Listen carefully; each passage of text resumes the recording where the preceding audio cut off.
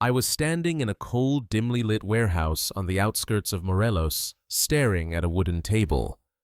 On that table lay two objects, a pistol and a rosary.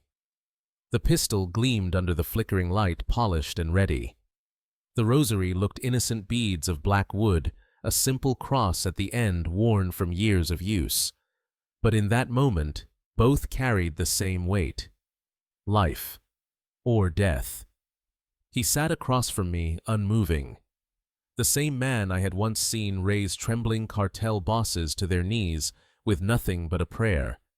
His cassock was pristine, the crucifix on his chest glowing like fire in the dark. He didn't yell. He didn't threaten. He didn't have to. He simply looked at me. And then he spoke my full name slowly, like he was reciting it from a prayer book. He mentioned my mother, my sister. He brought up things I had whispered during confession years ago, secrets I had buried so deep I forgot they were even real. "I know your doubts," he said. "I felt them in your silence. But God is merciful, and He gives even the traitor one last chance to kneel." That was the moment I realized I had never truly escaped Him. I had crossed borders, changed identities, buried my past under fake passports and back-alley deals. But I had carried His shadow with me all along. It clung to me like smoke, sweet, holy, and suffocating. You think the Beltrán Leyva cartel was led by Alfredo or Hector. You think the men with gold chains and bloodied boots were the true devils. No. The real power wore black robes, spoke softly, and claimed to serve God. I remember gripping the edge of that table torn between the gun and the rosary. One promised forgiveness, the other promised freedom. But neither could save me from what he had already done to my soul. I was a sicario once. I've seen bodies torn apart by gunfire. I've walked through rivers of blood and stood over enemies gasping their last breath. But none of that ever haunted me like the words he whispered during Mass. "Dios bendice tu misión, y el mal caerá por tu mano." God blesses your mission. Evil shall fall by your hand. That was the lie I believed. That was the poison that seeped into our guns, our minds, our prayers. But before I tell you how I escaped that poison, if escape was ever truly possible, let me take you back. Back to the first time I saw him. Back to the finca in Morelos. Back to when I still believed that God had chosen us to kill. Because until you understand how the blood was baptized, you'll never understand the man who turned holy water into fuel for war. I was born in a village where the church bell was louder than the law. A place tucked between the hills of Guerrero where the roads turned to dust and the only jobs worth fighting for were the ones that paid in fear. My mother raised me with prayers. My grandmother walked me to Mass every Sunday, and I was taught that the cross was the last light against the darkness. But we were poor. Not the kind of poor where you skip lunch, the kind where you boil water and call it soup. My father had tried to live clean, to farm, to raise animals. But clean doesn't last long in a land owned by shadows. One night, he refused to pay a tax on the few goats we had. That same week, they found him face down in a ravine. 2 bullets to the back of the head. That was my first communion with death. At the funeral, the same priest who'd blessed my father's wedding now whispered something strange as he looked at the coffin. Some debts are collected by men, others by God. I didn't understand it then, but I never forgot. After that, the house got quieter, colder. My mother worked 2 jobs, one legal, one not. I helped harvest crops during the day and cleaned rifles for a cousin at night. No one said it out loud, but everyone knew the guns weren't for hunting animals. We had no heroes, only survivors. And the older I got, the more I realized survival had a price. Around 15, I stopped going to school, started hanging around the wrong people, the ones who had bikes cash and the confidence to look a cop in the eye. I watched them walk into church with thick envelopes and walk out with blessings. The same priest who wept at funerals now smiled at killers. It broke something in me. At 17, I was already good with weapons. Not proud, just precise. I kept my mouth shut, followed orders, and learned the rules fast. Loyalty is life. Doubt is death. One night, a man named Gregorio showed up at my door. He didn't say much, just handed me a duffel bag and said I had a job. "You're going to Morelos," he said, "to watch the gate. Just the gate." I thought it would be like other gigs, guarding stash houses, escorting shipments, maybe a little muscle if things got loud. But when I arrived at the finca, something felt different. It wasn't the security, the silence, or even the way the guards avoided eye contact. It was the tension in the air, like everyone was waiting for something sacred or deadly. That night we were told to prepare for a visitor. Some of the older sicarios started cleaning their boots and tucking in their shirts. I laughed, thinking maybe a politician was coming through. Then a whisper passed through the finca, "El obispo viene." The bishop is coming. I thought it was a joke. A priest visiting a cartel hideout, but when he stepped out of the SUV wearing black robes and a golden crucifix that caught the moonlight, everyone went still. Even the capos lowered their heads like children at Sunday school. He didn't ask for power. He already had it. And that was the night I stopped believing that good and evil were on opposite sides of the line.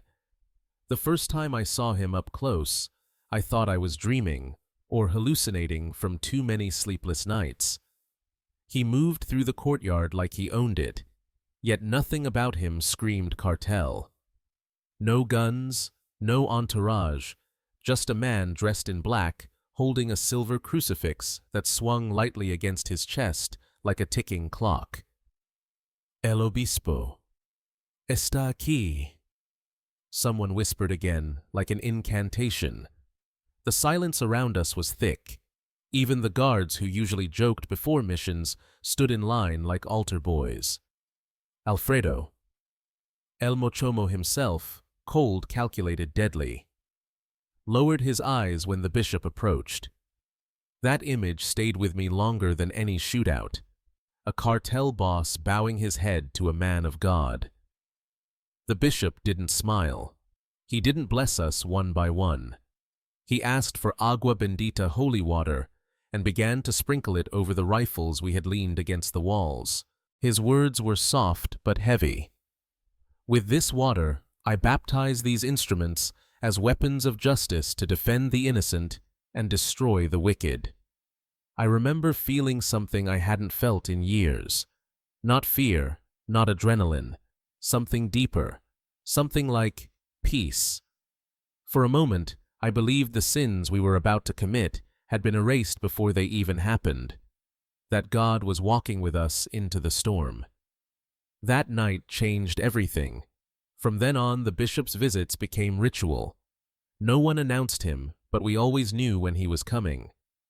The finca would be cleaned, guards would shave and polish their boots, and the air would shift. He always arrived in an unmarked SUV, never flanked by bodyguards, but never once challenged. His power was silent and absolute. He wore the same black cassock every time. His cross was always polished, his words always slow and deliberate. But what shook me most was how even the most brutal men killers with no mercy transformed in his presence. Men who never flinched at gunfire suddenly knelt at his feet, eyes closed, waiting for his hand on their heads. I watched Alfredo make the sign of the cross like a child, listened as the bishop told us we were fighting a righteous war, that every bullet we fired was a seed of divine order in a world drowning in chaos. It sounds insane now, but in that moment, under the weight of his voice, the heat of the rifles and the stink of sweat and incense, it made sense. More than sense, it felt holy. He told us God had chosen us to cleanse the earth, that we weren't criminals, we were vessels of sacred justice. It was the first time I truly understood how faith could be weaponized, and I believed him. We all did. I remember one mission in particular. We were headed to intercept a rival convoy, and the tension was so thick you could cut it with a knife. Just before we left, he arrived. No warning. He walked straight up to the truck's bottle of holy water in hand and blessed each armored vehicle like it was a soldier heading into war. "These are the shields of angels," he said. "No evil shall touch them." And I believed that too. I climbed into my truck that night feeling invincible, not because of the bulletproof glass or the AK in my lap, but because I thought heaven was riding with us. I didn't know it then, but that belief would be the most dangerous weapon of all. The first time we called it a ritual, we were half joking. By the third time, no one laughed. By the 10th, it had become gospel. Every major operation began the same way. We'd line up in the courtyard, rifles, cleaned, boots, polished faces blank. The air always smelled like gun oil and sweat, sometimes with a faint trace of incense. And then he'd appear, always dressed in black, always calm. The bishop didn't shout or raise his arms like some televangelist. He whispered prayers. He moved slowly, methodically, as if every second was sacred. He would dip his fingers into a small silver container of holy water and sprinkle it over our weapons, our trucks, our heads.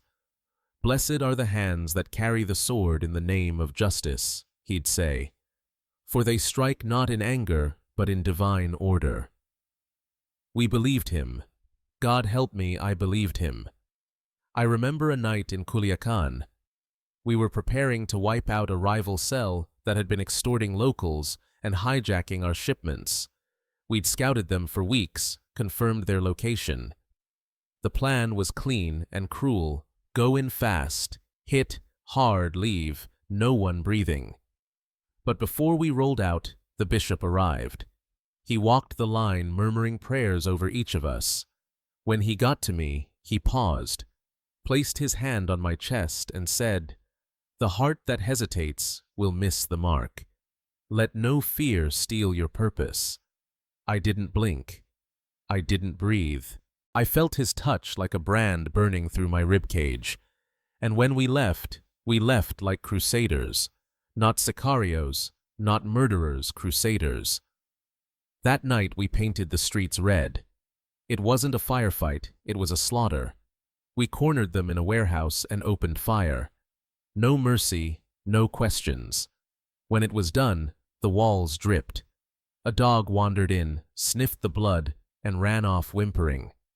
And I stood in the middle of it, breathing heavy, hands shaking, but not from guilt. I felt clean, because before the blood, we had been washed, because the bishop had said we were instruments of God, because he had given us permission. Later that night, when we returned to the finca, no one talked about what we'd done. Instead, we gathered for a short prayer. The bishop led it, eyes closed, hands raised. "Justice has been done. The wicked have fallen. Let the Lord receive them as he sees fit." We bowed our heads. No one wept. No one repented. That was the trap, the most powerful one of all. Not the guns, not the drugs, not even the money. It was the absolution. The lie that you could kill in the name of heaven and still sleep like a child. But I didn't know it was a lie. Not yet. We kept doing it. Over and over, before every major hit, before every ambush. We waited for the bishop. We craved his prayers the way junkies crave a fix. And every time he blessed us, we felt unstoppable, unbreakable, untouchable. Until the day came when we started asking ourselves something terrifying. If we're soldiers of God, then what happens when God starts giving orders that no man should follow? You'd think a man like that would hide in the shadows. But no, he stepped right into the light. The bishop didn't just bless weapons and whisper to killers behind closed doors. He began showing up in public small villages, forgotten towns, places where the government had failed, and the people clung to any sign of order. And he gave them just that. Masses were held in dusty plazas under makeshift tents. Whole communities gathered to hear him speak. Mothers brought their children. Grandmothers knelt in the dirt. And we were there, armed, masked, and standing watch. Not as threats, but as protectors. That's how the people saw us. Because if the man of God said we were there for them, who were they to argue? He spoke of wolves dressed as sheep. He never named names, but we all knew who he meant. Rival cartels, outsiders, sometimes even local politicians who dared to resist. He never mentioned us, never hinted that the very peace he preached was built on bodies dumped under bridges. But the people didn't ask questions. They just nodded. They clapped. Some cried. I remember one mass in a village near Chilpancingo. A woman, maybe in her 50s, grabbed his hand and kissed it, whispering, "Thank you for bringing back peace." And peace somehow was what they felt. They didn't see the executions that made it possible. They didn't see the teenagers who vanished for speaking out, the families who paid taxes or disappeared. They saw a priest. They saw his men. And they believed. That was the brilliance of it. He wasn't just protecting us from sin, he was sanctifying our image, turning blood into charity, turning cartel into guardian. He built clinics, funded school supplies. One town even had a library erected in his name. The plaque outside read, "A gift from the community, guided by the grace of God." But I knew the truth. I'd helped unload the crates of rifles hidden beneath the books. I'd watched as duffel bags of cocaine were stacked behind the altar of a cracked old church. I'd heard him pray as we buried blood-stained dollars beneath the floorboards. I carried the guilt in silence. Sometimes I'd catch myself in the mirror, before a mission, face-hard eyes, dull crucifix hanging from my neck like a badge. I'd ask, am I doing this for God, or just for him? I wanted to believe in the mission. I wanted to believe that maybe, just maybe, we were cleaning the streets of something worse, that the bishop was some twisted kind of necessary evil. But deep down, a voice I hadn't heard since childhood started whispering again. The voice of my abuela holding my hand during Mass, the scent of incense, the softness of hymns, the quiet truth that murder was a sin no matter how you dressed it. And yet there I was, carrying a rifle, blessed with holy water, stepping over corpses to guard a priest who told us we were angels in disguise. It was the perfect illusion, a stage play where crime wore vestments and virtue was just another mask. But the scariest part wasn't the lie we told the world, it was the lie we told ourselves. And I was starting to believe it. At first, we thought he was just a priest with strange ideas, a holy man playing dress-up in a war he didn't belong to. But that was before he started giving orders. It began subtly. He'd offer advice during meetings, quoting scripture like a diplomat, using scripture as law. But soon he was sitting at the same tables as capos, holding the floor like a general. And when the bosses spoke, they looked to him not for forgiveness, but for approval. He had become indispensable. One night, we were stationed at a finca outside Cuernavaca. Tensions were high.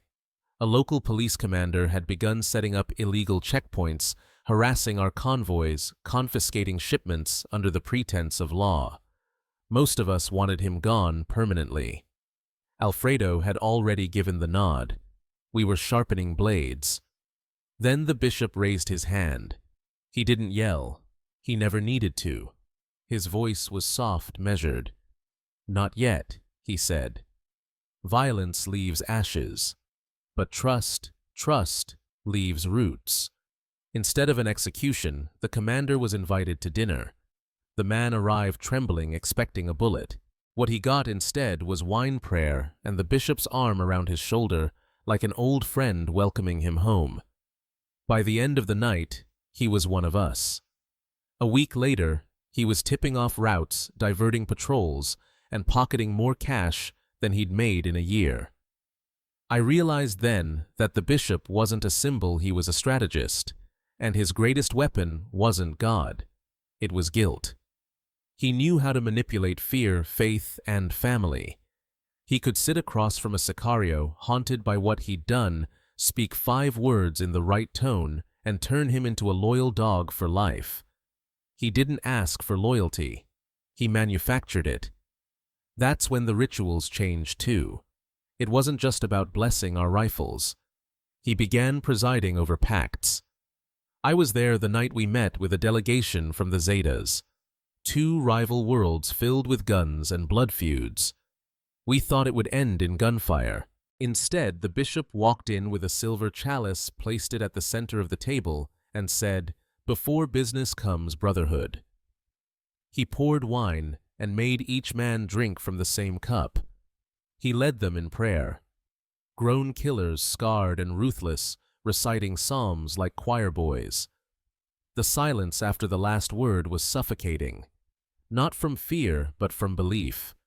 I watched that scene unfold and felt something twist in my stomach.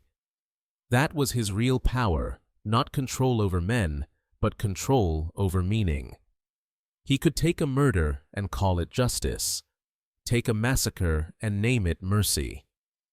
By now, even the capos deferred to him.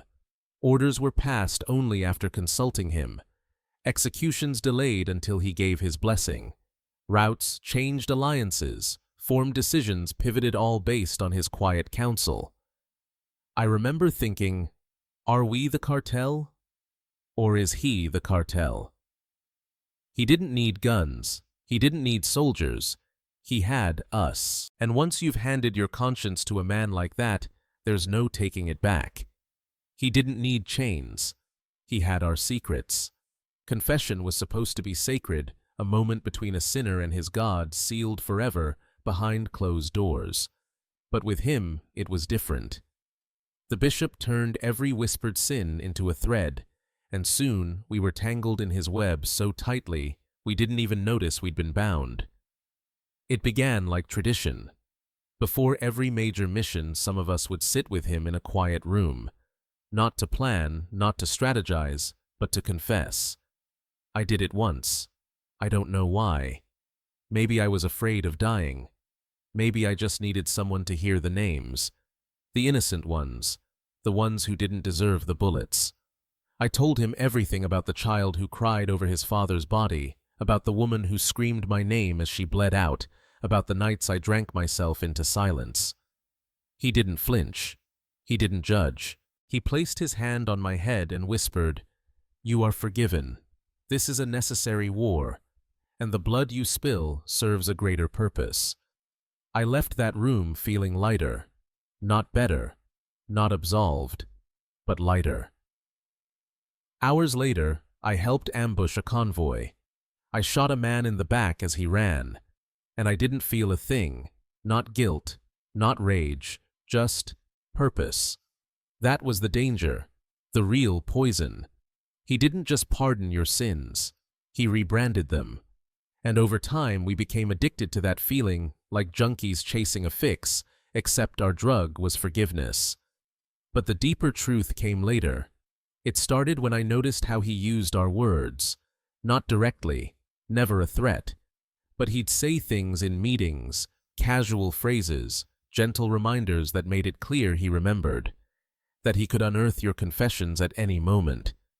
He'd look at a man across the table and say loyalty is precious, especially for those who've broken it before. He'd smile at another and ask, "How is your daughter?" The one you promised you'd never involve.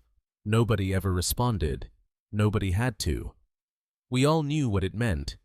He had our hearts, our sins, our pasts.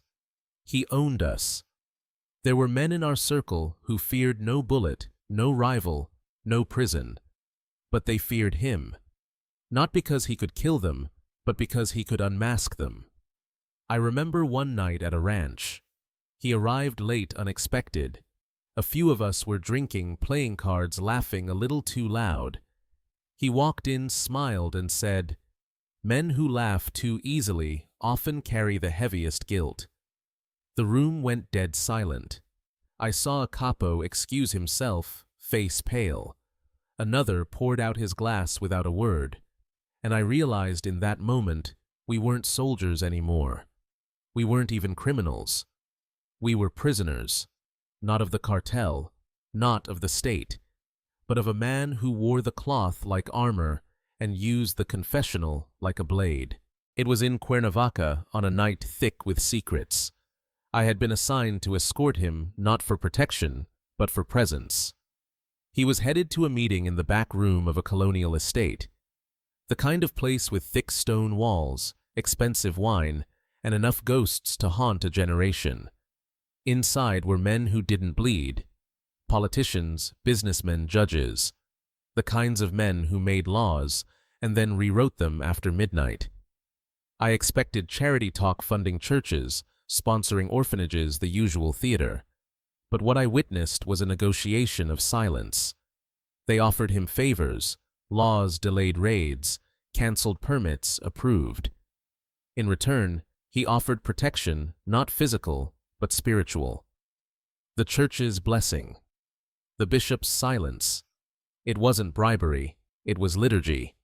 And when it ended, he didn't thank them. They thanked him. Later that night, back at the sacristy, he asked me to help retrieve a box from a cabinet.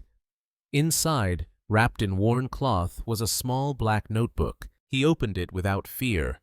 There were names, dozens, maybe hundreds. Each line, a title, a date, a sin. Notes scribbled in margins, some in red ink underlined. Military generals, priests, mayors, journalists, narcos, even other bishops. It was a map of corruption handwritten by a man who never forgot a secret.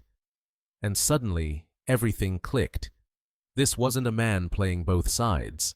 He was holding them. The bishops, the bosses, the law, even the church itself. He had built a kingdom not with bricks, but with guilt. I asked him once during a quiet moment why he kept the notebook. He looked at me, smiled gently, and said, "Even God keeps records, hijo. So must his servants." From then on, nothing we did felt autonomous. Alfredo and Hector, supposed leaders of the Beltrán Leyva empire, rarely made a move without first speaking to him. Orders would come down the chain, and everyone knew they weren't his. Not really, because behind every decision was a whispered conversation, a nod of approval, a passage from scripture twisted into command. Then came the loss of a massive shipment near the border. Tension exploded. Accusations flew. Men were about to die. But the bishop intervened. He asked for 48 hours. No one dared say no. 2 days later, he returned with names, exact locations, how the leak happened, who had taken bribes. The precision was surgical. Everyone froze. 3 men were executed that night. The cargo was recovered. No one questioned where the information came from, and from that moment on, I knew the most dangerous man in our world wasn't a capo, a killer, or a politician. It was the man in black robes with a book of sins and a smile that knew too much.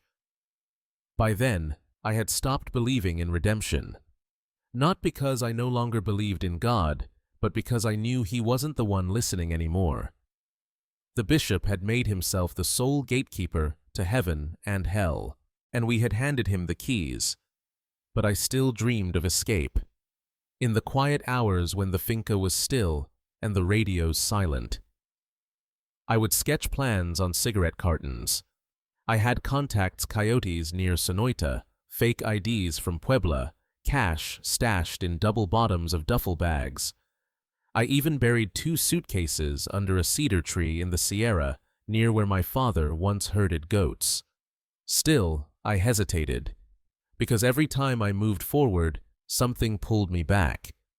A phrase someone shouldn't have known, a glance that lingered too long, a joke made with too much knowledge. He knew. I don't know how, but he knew. One night, I overheard two guards whispering about a sicario who tried to disappear. They found him strung up from a highway overpass, a rosary tied around his neck, a sign stapled to his chest that read, "Traitor to God and the Cartel."